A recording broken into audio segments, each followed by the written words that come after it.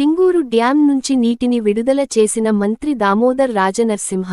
సందేశం టైమ్స్, అందోల్ ప్రతినిధి K. Mallesham Goud 17 July Sangareddy జిల్లా పుల్కల్ మండల్లో ఈ రోజు సింగూరు ఎడమ కాలువ నుంచి సాగు కోసం 100 క్యూసెక్కుల నీటిని విడుదల చేసిన మంత్రి.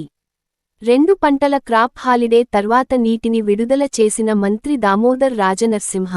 సింగూరు ఎడమ కాలువ మరమ్మతుల నేపథ్యంలో 2 పంటలకు క్రాప్ హాలిడే ప్రకటించిన అధికారులు. రైతులు పంట సాగు ఇబ్బందుల దృష్ట్యా నీటిని విడుదల చేసిన మంత్రి దామోదర్ రాజనరసింహ. ఈ కార్యక్రమం కాంగ్రెస్ పార్టీ వివిధ గ్రామాల అధ్యక్షులు, కాంగ్రెస్ పార్టీ నాయకులు, కార్యకర్తలు మరియు తదితరులు పాల్గొన్నారు.